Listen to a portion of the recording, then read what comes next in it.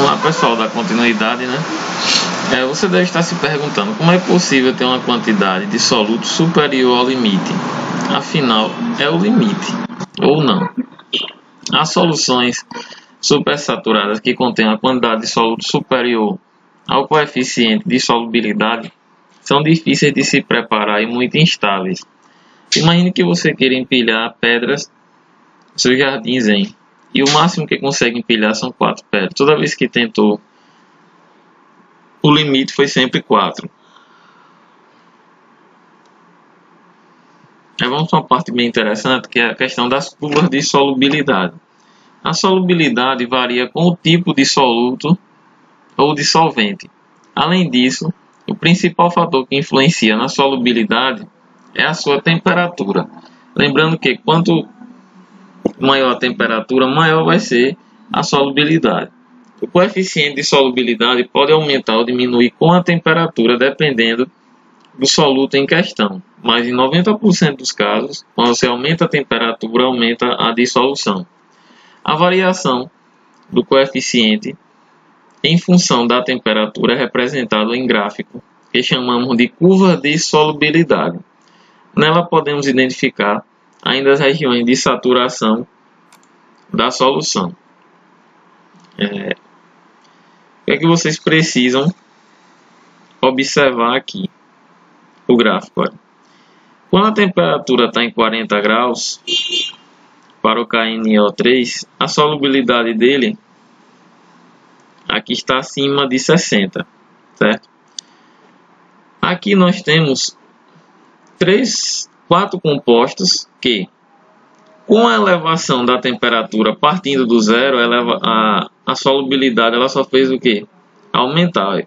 O nitrato de potássio, dicromato de potássio e o cloreto de sódio. O único que, quando aumentou a temperatura, foi o sulfato de cério 3, que, quando estava a 0 grau, a sua solubilidade, que 0 grau, estava em 20. Com o aumento da temperatura, ela tendeu a quase zero, quando ela chegou em 80 graus, certo? Aí, essa curva aqui, ela divide em 3 partes, certo? Se a solução estiver topando na curva, ela é saturada. Se ela estiver abaixo da curva, insaturada. Acima da curva, ela vai ser supersaturada. Então, nós precisamos aqui fazer um gráfico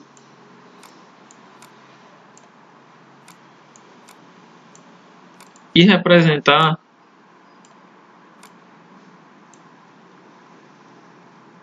da seguinte forma. Vou colocar um pontinho aqui, um ponto aqui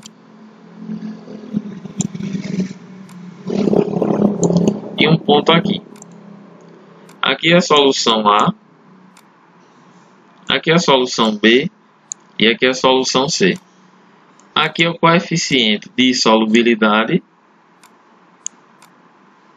e aqui nós estamos falando de temperatura. Como é que eu posso identificar quem é saturada, insaturada e supersaturada? A solução saturada, ela vai sempre topar na curva. A única solução que está topando na curva vai ser quem? B. Quando ela for insaturada, vai ficar abaixo da curva. Então, vai ser C. Quando ela for supersaturada, vai estar acima da curva e nós vamos representar com A.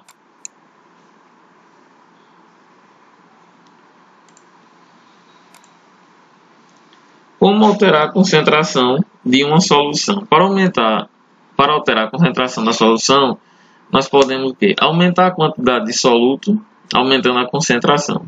Aumentar a quantidade de solvente, diminuindo a concentração, ou seja, colocando mais água. Diminuir a quantidade de solvente, aumentando a sua concentração. Estranhou a terceira opção, né? Como podemos diminuir a quantidade de solvente? Evaporar. O solvente pode ser um excelente método, levar a solução para um aquecimento.